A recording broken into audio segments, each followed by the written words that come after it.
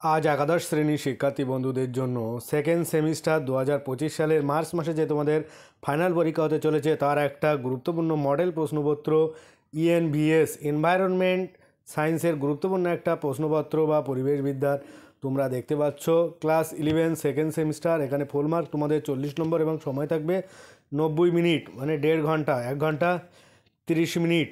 তাই তোমরা মোটে অবহেলা করে ভিডিওটি প্রথম থেকে শেষ পর্যন্ত দেখতে থাকো আর প্রশ্নপত্রগুলো এখন থেকেই প্র্যাকটিস করতে থাকো, তাহলে দেখবি ফাইনাল পরীক্ষা তোমাদের নিঃসন্দেহে ভালো হচ্ছে। এছাড়াও কিন্তু তোমাদের বিভিন্ন বিষয়ের মডেল প্রশ্নপত্র অলরেডি দেওয়া আছে, তোমরা আমার চ্যানেলের প্লেলিস্টে গিয়ে দেখে নাও।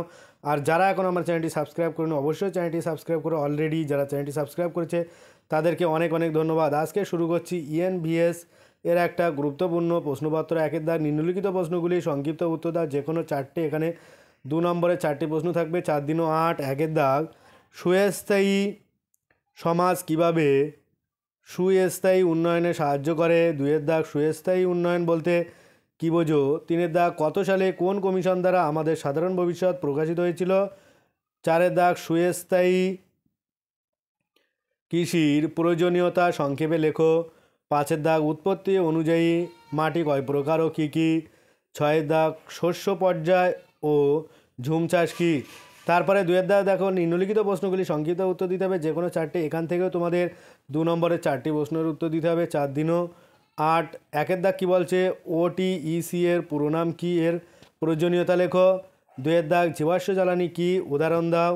তোমরা প্রশ্নপত্রটি এখন থেকে উত্তর তৈরি করে বেশি বেশি করে প্র্যাকটিস করো। আর যারা এখন আমার চ্যানেলটি সাবস্ক্রাইব করেন অবশ্যই কৃতজ্ঞতা স্বরূপ চ্যানেলটি সাবস্ক্রাইব করে পাশে থাকা বেল আইকনটি ক্লিক করে রাখো, যাতে পরবর্তী ভিডিওগুলো সবার আগে পেতে পারো। আর ভিডিওটি বেশি বেশি করে তোমার বন্ধুদের সাথে শেয়ার করো, যাতে তারা এটা পেয়ে অনেক বেশি উপকৃত হয়।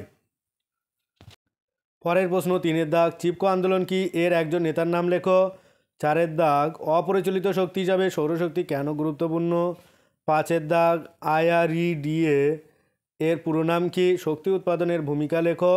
6-এর দাগ সবচেয়ে নিম্নমানের ও উন্নত মানের কয়লার নাম লেখো, কার্বনের শতকরা পরিমাণ সহ লিখতে হবে। 3-এর দাগ নিম্নলিখিত প্রশ্নগুলির উত্তর করতে হবে, যে কোনো দুটি। এখানে 6 নম্বরে 2টি প্রশ্নের উত্তর করতে হবে, 6 দিনও 12। 1-এর দাগ বর্তমান ও ভবিষ্যৎ জীবনযাত্রার মান উন্নয়নে সুস্থায়ী উন্নয়নের প্রয়োজনীয়তা সংক্ষেপে লেখো। আর 2-এর দাগ সুস্থায়ী কৃষির কর্মপরিকল্পনাগুলি লেখো। সুসংহত কীটপোকা নিয়ন্ত্রণ বলতে কী বোঝো। তারপরে আছে 3-এর দাগ কৃষিতে জৈব সার ও জৈব কীটনাশকের ব্যবহার সংক্ষেপে বর্ণনা করো। তারপরে 4-এর দাগ এখান থেকেও তোমাদের 2টি প্রশ্নের উত্তর করতে হবে, 6 নম্বরে 6 দিনও 12। 1-এর দাগ শক্তির উৎস হিসাবে প্রাকৃতিক গ্যাস ও জলবিদ্যুতের প্রয়োজনীয়তা নির্ণয় করো, বর্ণনা করতে হবে। আর 2-এর দাগ বিভিন্ন অপরিচালিত শক্তিগুলির সংক্ষিপ্ত বর্ণনা করো। 3-এর দাগ শক্তি সংরক্ষণ ও ভবিষ্যতের জ্বালানির খোঁজে একজন ভারতীয় নাগরিক হিসাবে তোমার সুপারিশগুলি সংক্ষেপে লেখো। এ হচ্ছে তোমাদের এনভায়রনমেন্ট সায়েন্স বা পরিবেশবিদ্যার একটা গুরুত্বপূর্ণ মডেল প্রশ্নপত্র 2025 সালে যারা ফাইনাল পরীক্ষা দিচ্ছে। একাদশ শ্রেণীর 2য় সেমিস্টার শুরু হচ্ছে মার্চ মাসে, তাই তোমাদের জন্য এটা কিন্তু মোস্ট ইম্পর্টেন্ট একটা কোশ্চেন পেপার হতে চলেছে। এছাড়াও কিন্তু পরবর্তীতে একাধিক ভিডিও নিয়ে হাজির হব। যারা এখনও আমার চ্যানেলটি সাবস্ক্রাইব করেন অবশ্যই চ্যানেলটিকে সাবস্ক্রাইব করো। আর যারা ভিডিওটি শেষ পর্যন্ত দেখছো তাদেরকে অনেক অনেক ধন্যবাদ।